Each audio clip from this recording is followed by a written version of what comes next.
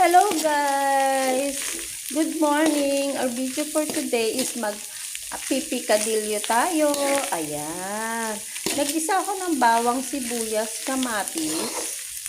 Then, ginisa ko ngayon ang ating giniling. Maggiling-giling. Ayan. Pag nakita nating luto na ang giniling, pakukuluan natin siya sa patis. Yan. Pakukuluan natin sa patis. Yan. Pag nakita nyo na medyo na-absorb na ang ating patis, lalagay na natin yung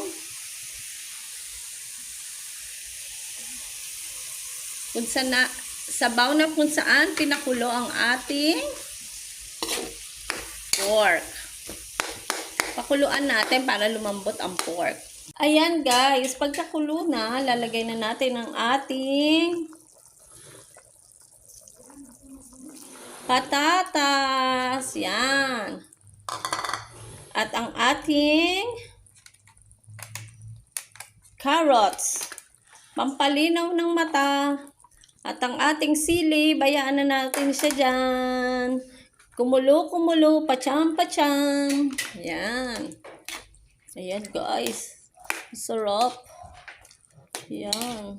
Hayaan na natin kumulo-kulo siya dyan. Lumambot. Ayan.